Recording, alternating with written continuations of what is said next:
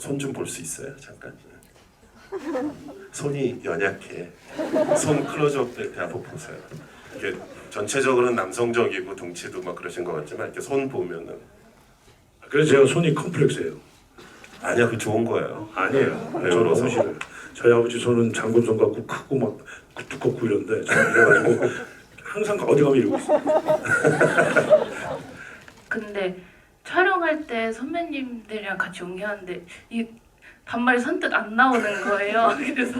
그래서 감독님한테 이거 반말해도 돼요? 라고 했는데 감독님이 반말을 해야 된다고. 동주마 같은 캐릭터인데 저는 애가 화가 많은 애인 줄 알았어요. 네. 원래 화가 많은 애인가? 그러다가 컷 이러면 이러고 막 이러니까 이게 생경했겠어요. 다중인격인가? 나를 잊지 말아요. 나 떠난 지금도 나를 잊지 말아요. 데드맨 사랑해주세요. 봉준욱 감독님 먼저 모셔보도록 하겠습니다. 감독님 나와주세요.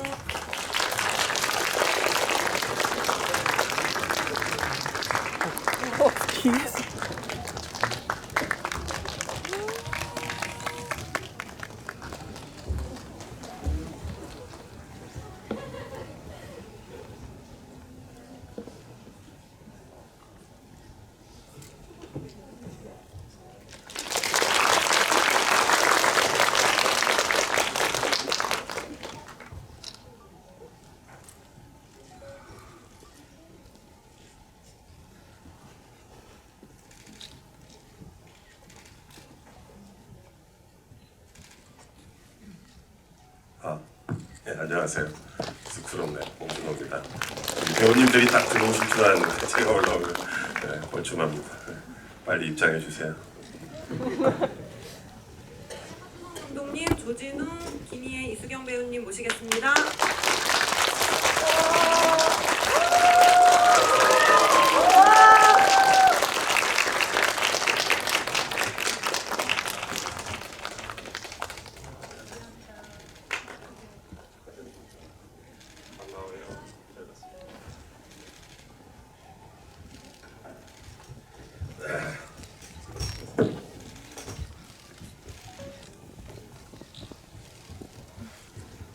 일단 우리 저기 감독님, 저는 사회자니까는 우리 감독님과 배우님들 짧게 인사 스타트를 한번 끊어주시죠. 네, 안녕하세요. 안녕하세요. 각본 감독을 맡은 하춘원입니다. 귀한 걸음해 주셔서 감사드립니다. 네, 보셨던 영화 이만재 역을 맡은 조진웅입니다. 반갑습니다. 네. 저는 질러! 오랜 감기 투병으로 감기는 물러갔으나 목소리도 가져갔습니다. 여러분 감기 조심하세요. 오늘 자리 정말 즐겁게 한번 이야기를 이어나갔으면 좋겠습니다. 감사합니다. 안녕하세요. 데드맨에서 심여사 역을 맡은 김희애입니다.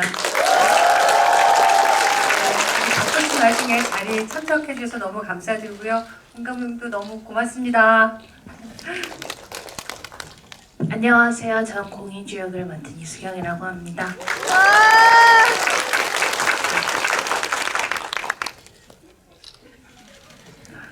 여러분들도 그렇겠지만 저도 오늘 굉장히 설레는 마음으로 왔어요.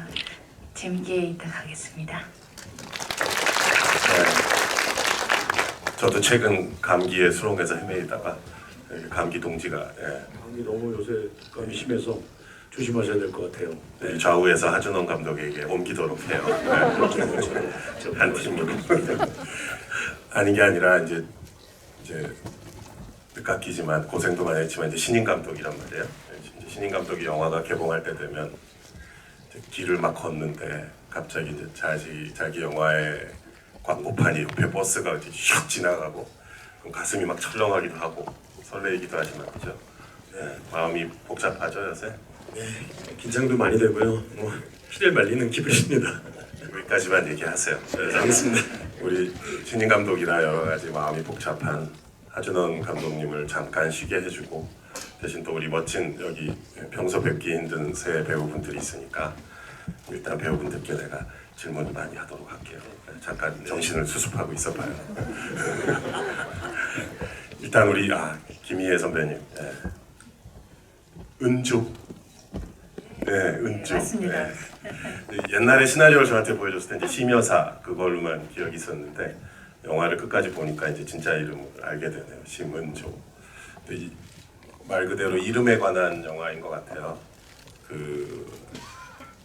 우리가 다 이제 이름이 있잖아요. 끝에 보면 이제 진웅 씨도 이렇게 주민증 보고 막 그러지만 우리가 다 이게 부모님께 받은 귀중한 이름이 있는데 극중 이만재도 이제 자기 딸의 이름을 막 입으로 이렇게 불러도 보면서 이름을 짓는 되게 이렇게 어찌 보면 이름과 관련된 가장 아름다운 순간이죠. 고결한 순간이고 그런 순간이 나오는데 반면 영화 전체에선 그 이름을 정말 더러운 진흙창 속에 집어넣고 악용하고 그런 악귀들의 세상 속에 이제 휩쓸려 들어가게 되는 건데 하나의 이름이라는 테마를 놓고 이렇게 우리 인간사의 복잡한 면모를 다 파헤치는 그런 되게 야심작이었구나. 하준원 감독이 이런 야심에 찬 스토리를 준비한 거였구나라는 걸 다시 한번 깨달았었고 그 이름,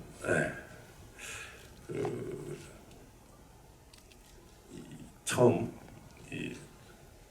아까 이제 심은조 심여사님 얘기를 잠깐 했었지만 우리 이제 김희애 배우님 영화 몇 편째인지 혹시 세보셨나요?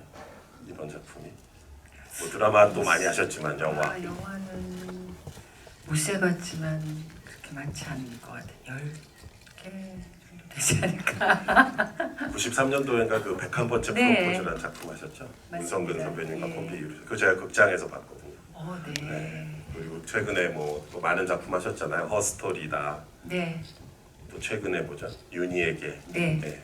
정말 좋은 영화 작품들 많이 하셨고 또 이렇게 극장에서 오늘 큰 스크린으로 뵈니까 되게 반갑더라고요. 그런데 이제 처음 이 시나리오를 받으셨을 때 하준원 감독으로부터 네. 어떤 느낌이셨는지 그리고 다른 배우들도 마찬가지지만 이 대사량이 되게 많잖아요. 그리고 설명해야 될 것들이 많아요. 그러니까 이게 만약에 무슨 금융감독원이나 은행에서 일하시는 분이거나 뭐 검찰에서 일하시는 분들이라면은 되게 쉽게 더 잘 빨리 이해할 수 있지만 일반 관객들에게 이런 되게 전문적인 금융 뭐 무슨 여러 가지 명의 도용과 관련된 여러 가지 범죄들 막 설명해야 된단 말이에요.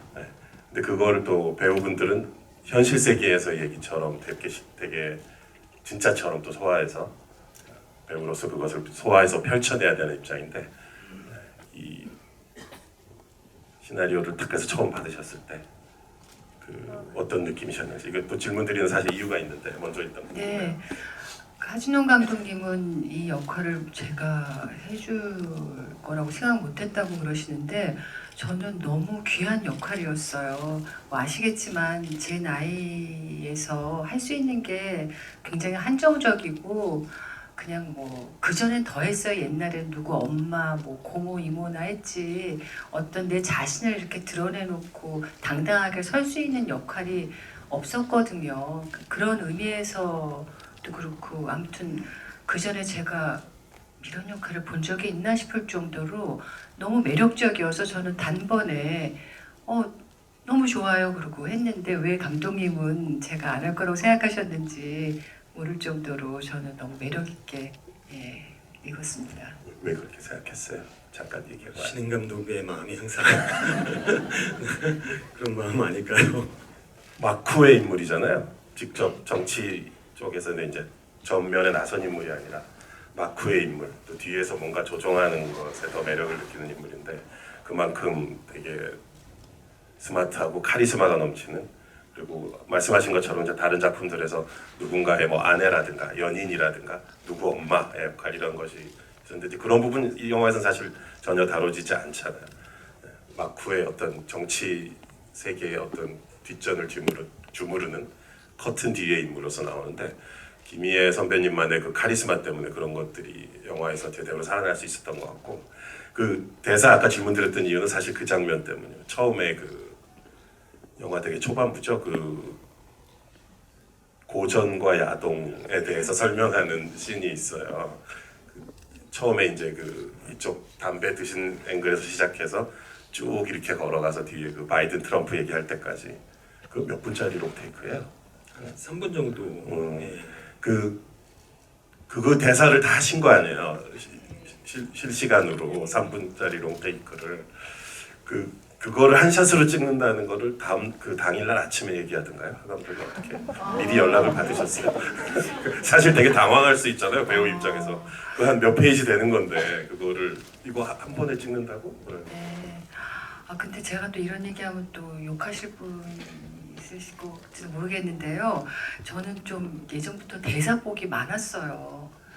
예전에 뭐 드라마 할 때도 김 선생님 작품 받으면은 1회부터 끝까지 다 제가 모든 상대역을 맡아서 했고 또 시간이 한정적이라 제가 그걸 뭐 NG를 낸다던가 그러면은 자연히 뭐 밤을 새 그러니까 제가 대사를 사실 잘 못 외워요. 그래서 이 막 툭 건드리면 나오게 막 1부터 10까지 완벽하게 제가 외우고 간 버릇이 그때부터 들어가지고 잘 못 외우는데도 불구하고 제가 잘 외우는 사람으로 돼가지고 그런 역할을 저한테 와요. 주로 저는 대사 많은 역할로 주로 와서 이번에도 그냥 자연스럽게 받아들였고 그리고 그것도 다 저는 안 끊는다고 생각했어요.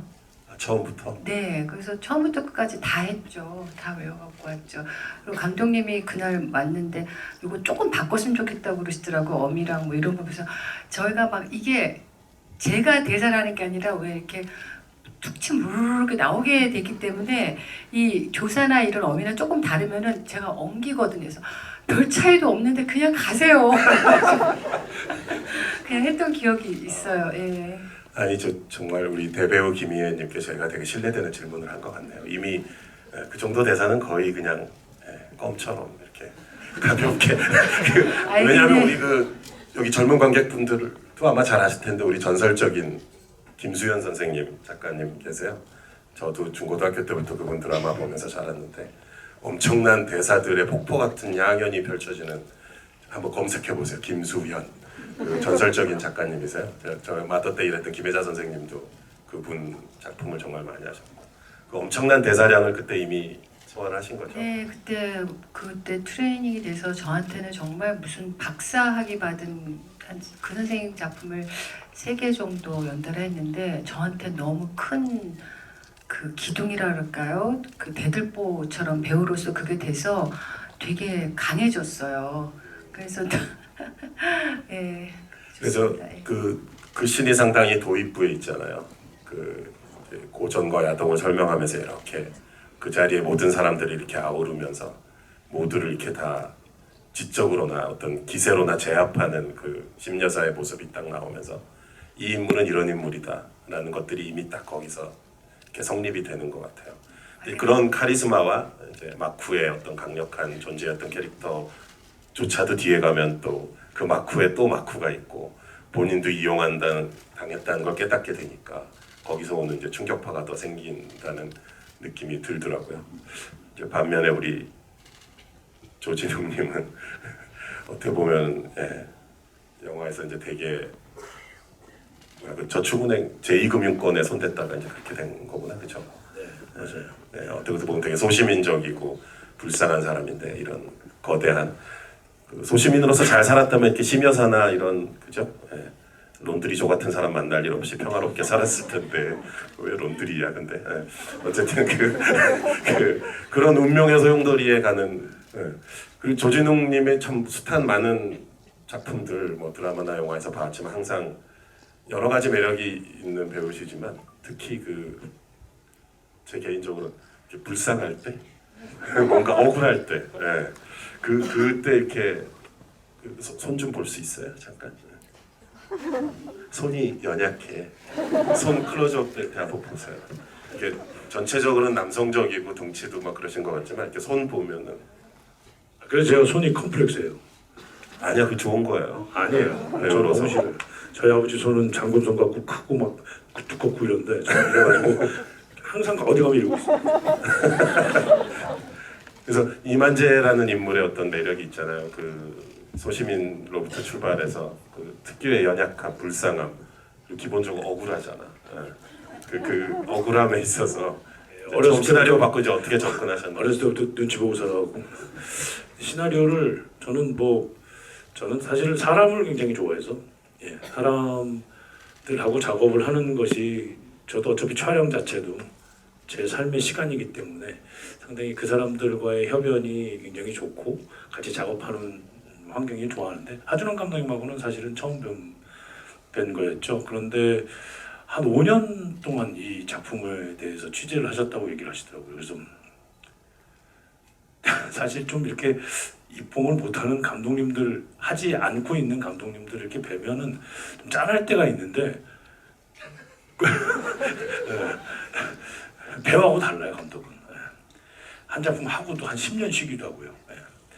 그래서 짠하기도 하는데 거기에서 내가 5년 동안 취재했는데 그 열정에 대해서 말씀하시는데 그게 상당히 뜨거웠다. 이렇게 무언가에 대해서 치열하게 뭔가를 할 수 있을까? 나는 아마 한 2, 3년 아니 한 1년 반 하다가 포기하지 않을까? 근데 그 열정을 분명히 봤었습니다. 그리고 감독님이 아드님 얘기를 하셨는데 아드님이 코로나 시기이기 때문에 극장은 아빠 언제 갈 수 있어? 내 이 아들에게 꼭 아빠 영화를 극장에서 보여줄게라는 각오를 하시는데 약간 저희들이 좀 뜨거웠어요. 그때 굉장히 뜨거워서 시나리오를 읽었는데 정말로 아주 치밀하게 잘 계획이 돼 있었고 이 안에서 또 다른 매력은 이만재라는 인물은 그런 상황 속에 정말로 던져졌을 때 나의 리액션이 무엇일까 상당히 궁금했었어요. 그래서 한번 도전해보고 싶다. 그래서 제가 하겠습니다. 이렇게 말씀드린 것 같아요. 별 망설임이 없었나 봐요. 확신을 갖고 시작했나 봐요. 그렇진 않았어요. 감독님 뵙고 좀 딱 저렇게 5년 동안 취재를 했다를 아주 치열하고 열정적으로 얘기할 수 있는 분이면 상당히 믿고 갈 수 있겠다. 그리고 이상하게 공력 같은 게 느껴지고 너무 좋은 얘기인데 제 질문의 핵심은 그 본인 캐릭터의 특유의 그 불쌍함과 억울함에 대해서 어떤 뉘앙스를 갖고 접근했는지. 저는 접근했다기보다도 굉장히 제가 눈치 보면서 살았다고 그랬잖아요. 그게 본질적인 그렇죠. 항상 어른들 눈치 보고 동생들 잘 보살펴야 되고 이런 건데 되게 억울했어요, 진짜. 얘는 왜 이렇게 됐지? 이렇게까지 될 수 있을까? 이렇게까지 될 건 아니고 나도 치열하게 살고 있는 건데 다들 그렇게 살지 않나요? 그래서 그 부분에 대해서 아주 솔직하게 되게 정형화돼 있었던 대사였던 것 같은데 그 부분에 대해서 제가 잘할 수 있는 거, 할 수 있는 걸 꺼내볼까? 그랬더니 이제 그런 아주 좀 깊은 감정으로 이렇게 좀 쏟아버리면 어떨까? 그랬던 것 같아요. 빨리 왔어도 애드립인가요? 택시 와 있잖아요. 이원법정 나온다. 빨리 와. 택시 타고 가잖아요. 그 아내가. 저는 반면으로 김희애 선배님처럼 그런 브리핑 대사들을 전혀 못하거든요. 그래서 제가 공작이라는 영화를 할 때 윤정빈 감독한테 야, 이 대사가 뭐 이렇게 많냐 그랬더니 형님 이거는 액션이 없고 국악 액션이요 그랬는데 좀 대사 많은 걸 정말 힘들어해요. 근데 선배님은 굉장히 디테일하셨는데 아마 제 대사는 기본 큐 대사를 제외하고는 거의 대부분이 애드립이죠. 근데 그 정지영 감독님 뭐죠? 블랙잭 블랙머니? 거기서는 검사 역할로 네. 막 법적인 설명 이런 거 막 자유자재로 잘 하시던데 거기서. 그러니까 엄청 고생을 다 외워야 되니까. 근데 그거 블랙머니도 맨 마지막에 어떤 연설하는 장면이 막 있고 폭로하는 장면이 있었는데 그것도 제가 좀 실수를 한 게 처음부터 옥타브를 너무 높게 잡은 거예요. 그래서 나중에는 후두부에 약간 뭐가 오더라고. 우리가 흔히 노래방에서 하는 실수를 그때 하신 거고요. 네, 그렇죠. 높게 시작. 네, 그 영화에서도 보면 아까 그 빨리와 그런 것도 그렇지만 되게 절묘한 리듬감이 있어요. 대사들을 일상적으로 해체했다가 이렇게 자기가 자유자재로 재조립해서 늘었다 풀렸다 하는 그런 묘한 리듬감이 있어서 말을 특히 더듬거나 영화 속에서 불쌍하게 더듬거나 주저주저 할 때 보면 그 너무 느낌들이 재밌고 좋고 제 개인적으로 특히 그 공항에서 모자 쓰고 갈 때 뭐 이렇게 가잖아요. 그때 정말 불쌍하더라. 그러니까 재관람할 때 다시 한번 봐요. 그 순간이 특히 불쌍해. 공항에서 이렇게 모자 쓰고 갈 때 이시연 씨가 모자 쓰고. 그때는 무슨 씬인지는 알고 가잖아요. 근데 그 상황에 대해서 디테일하게 보지 않고 전 리딩할 때 한 번 보거든요. 제가 책을 보고 한 번 보고 그 다음에 전체 리딩 같은 거 할 때 한 번 보고 그 이후엔 대본을 보지 않습니다. 그래서 그냥 상황을 가는데 이게 이런 상황이라고? 난 아무것도 안 했는데 이런 것들을 한번 던져보는 게 확실한 리액션인 것 같아요. 예. 그런 접근을 하셨구나. 예. 그리고 우리 이수경 배우님 너무 반갑습니다. 안녕하세요. 용순이라는 독립 영화 혹시 아세요? 예. 그 넷플릭 저기 뭐 특정 OTT에도 올라와 있는지 모르겠는데 저 되게 좋아하는 독립 영화예요. 그 용순의 용순이죠? 네. 예, 주인 거기 최동문 씨 따님으로 나오는데 아주 재밌는 그 독립 영화예요. 근데 그때 보고 되게 놀래서 저 용순 저 배우분은 누구신가라고 되게 궁금했었던 기억이 있는데 그 후에 용순이 벌써 한 4년 5년 더 됐어요. 2000 몇 년도였죠 그게? 2000 몇 년도였는지 모르겠는데 제가 꽤 됐어요. 네, 그죠? 7년 정도 네, 된 거. 벌써. 그 용순이란 독립 영화를 되게 강력히 추천드립니다. 꼭 보시면 또 이수경님의 주인공으로서 매력 보실 수 있는데 그 뒤에 보니까 활동을 많이 하시더라고요. 정지우 감독님 그 네. 침묵, 네, 거기도 그렇고 오늘 또 이렇게 큰 화면으로 보게 돼서 반가웠는데 그 되게 불쌍하고 억울했던 우리 이제 이만재 캐릭터와는 달리 우리 이제 수경님의 캐릭터는 처음부터 사실 영화 시작부터 이미 화가 나 있는 상태잖아요. 복수의 에너지와 이제 이미 분한 상태에서 등장을 하는데 그리고 아빠와 관련된 이제 그것도 그렇고 또 사건의 진실도 알아야 되고 그래서 분노가 꽉 차 있는 유튜버로 일단 출발을 하시는데 이제 어떤 느낌이셨는지 처음 시나리오 받고 이제 이미 딱 어떤 본인의 물론 감독님하고도 의논을 많이 했겠지만 본인이 세운 어떤 플랜이 있었을 것 같아요. 저는 일단 플랜 없이 감독님을 뵀었는데 감독님이 처음으로 희주에 대해서 던진 단어가 종주마였어요. 그래가지고 근데 되게 잘 대변해주는 단어라고 생각해서 저도 그런 이미지를 생각하면서 연기했던 것 같아요. 종주마 하면 정확히 뭐예요? 그 경마 용어인가요?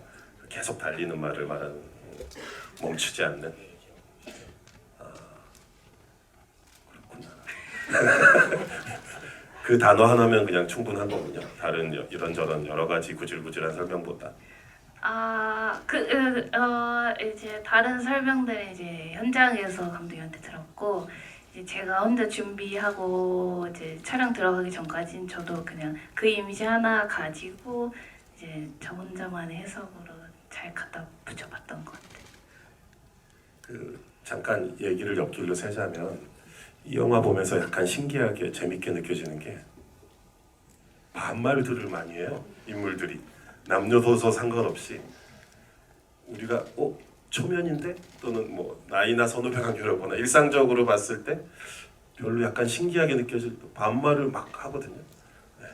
특히 수경님이 누군가에게 어른에게 반말할 때 너무 매력적이더라고요. 그게 여기 또 이렇게 세대가 어리니까 더 그렇게 느껴지겠지만 그러니까 대본 봤을 때 그런 느낌이 있었던 건가요?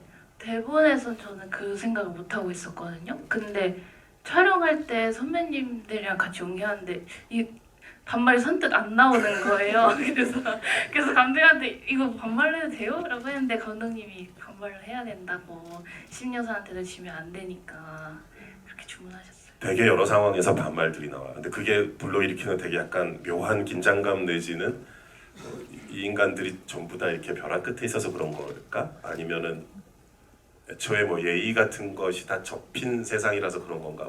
그 의도가 있었어요, 감독님? 뭐 의도라기보다는 캐릭터로 해석을 한 건데요. 예, 감독님 말씀이 들어보니까 정말 예의 같은 것이 중요하지 않고 정말 벼랑 끝에 있는 인물들이다 보니 뭐 그런 걸 챙길 여유조차도 없고 그리고 본연이 뭐 지금 달려가는 말 같은 종주마 같은 캐릭터인데 저는 애가 화가 많은 애인 줄 알았어요. 네. 원래 화가 많은 애인가? 그러다가 컷 이러면 네, 이러고 막 이러니까 되게 생경했겠어요. 다중인격인가? 그래서 연기를 되게 잘하는 건가? 하여튼 그런 생각이 화가 있었는데 있는 인물 자체가 그렇게 막 예의를 차리고 이럴 것 같지도 않았고 네, 화가 막 뿜어져 나와요 화면으로부터. 예. 그러니까 그 저기 수경 씨 캐릭터가 없었다면은 또 이렇게까지 극한까지 헤쳐나갈 수 없었을지도 몰라, 그죠? 이만재 우리 항상 억울한 우리 조진욱 씨 캐릭터가. 근데 이제 그 하준원 감독은 제 개인적인 캐릭터를 이제 잘 알지만 그냥 살아있는 예의예요. 걸어다니는 예의. 되게 예의 바른 사람이고 뭐 아마 일하신 분들 느꼈겠지만, 근데 이렇게 반말을 툭툭하는 캐릭터들이 자연스럽게 충돌하는 모습을 보니까 그게 되게 재밌더라고요. 저도 오랜 시간 이제 화가 많이 쌓여서 데뷔 기간이 길다 보니 네, 제가 이제 제가 괴물 찍을 때 2004년 5년도에 같이 작업을 했었고 저희 연출부 시나리오도 같이 쓰고 이제 연출부로 제 모니터 옆자리에 있었는데 그때 저 때문에 좀 직업병을 얻었죠. 고생을 해가지고 여기 밑에 경련이 오고 막 그래가지고 마그네슘을 먹으라고 제가 너무 고생 마그네슘 먹고 막 그랬는데 되게 헌신적으로 일을 하는 좀 훌륭한 뭐 스텝이었었죠. 그 사실 여기 이제 세 분 모시고 얘기를 했지만 그 외에도 되게 다채로운 또 신인 감독님이 어떻게 저렇게 그 훌륭한 라인업의 캐스팅을 할 수 있을까? 이게 지금 여기 계신 세 분만 봐도 이제 다른 지금 데뷔를 준비 중이거나 신인 감독님들 보면 되게 이제 샘이 날 거예요. 시샘이 질투심이 날 정도로 이런 멋진 배우분들이 오셨는데 또 여기 세 분 말고도 되게 다채로운 또 캐스팅의 라인업 그 조연 분들을 따라가면서 보는 또 재미가 있는 그런 특히 그 능글능글 징글맞기가 정말 이를 데 없는 물론 그게 연기지만 박호산님 그 론드리죠. 그리고 갑자기 나타나서 또 우리를 비록 짧은 시퀀스였지만 우리를 즐겁게 해준 또 우리 소녀시대 최수영님 맞죠? 네. 되게 또 천연덕스럽게 연기하시더라고요. 우리 조연분들 얘기 좀 해주세요. 어떻게 이렇게 또 캐스팅하게 됐는지. 네, 박호산 배우님 같은 경우는 이 역할을 보고 본인이 완전히 다른 악역을 한번 해석해 볼 수 있을 것 같다는 그런 말씀을 하시더라고요. 그래서 되게 직관적으로 이거는 내가 어떻게 캐릭터를 만들어 보겠다라는 엄청난 확신을 갖고 계셔서 그거를 저도 리딩 때까지는 잘 안 보이셨는데 현장에서 이제 헤어를 좀 이렇게 특이하게 곱슬머리로 이렇게 만들고 했는데 되게 스스로 좋아하시더라고요. 그 분장 컨셉을. 그 헤어를 만든 다음에 본인이 어떤 캐릭터인지 더 확신이 온다 이런 말씀을 하시면서 보여주셨는데 저도 이 영화 지금 이렇게 보여지면서 박호산 배우님의 그 악역 캐릭터에 대한 얘기들이 많아서 좋은 얘기들이 많아서 굉장히 하여튼 좋고 진짜 화면 봐도 그냥 인간 자체가 막 기름에 절여진 인간처럼 되게 부담스러울 정도로 막 그 느낌이 억울하지만 뭔가 풋풋함이 그래도 남아있는 이 이만재 캐릭터와 강한 대비를 이루면서 되게 느낌이 강하더라고요. 최수영님은 원래 특별 출연의 형태로 나오시는 건가요? 네, 그런데 저는 이제 최수영 배우님은 되게 놀랐던 게 너무 어떻게 보면 짧은 시간 나오는 역할이긴 한데 정말 대사 하나에 한 10가지 버전을 준비해 오시더라고요. 그러니까 너무 노력을 많이 해서 그래서 처음에 이 배역을 드렸을 때 이거를 어떻게 이거를 하실까 말까 이런 고민이 있었을 거 아니에요. 근데 본인이 계속 주연으로도 지금 많이 활동하시는 역할들 같은 게 그런 역할이 너무 많아서 이런 좀 이상하고 좀 엉뚱하고 좀 하여튼 이런 클럽 세계에 있는 것 같은 인물을 한번 너무 해보고 싶었다. 그래갖고 오히려 되게 욕심이 난다고 얘기를 하시더라고요. 그래가지고 막 예를 들면 클럽 어떤 씬이 하나 삭제된 게 있는데 거기에 나오는 음악 리스트도 한 10개 그리고 뭐 머리 헤어스타일도 한 10가지.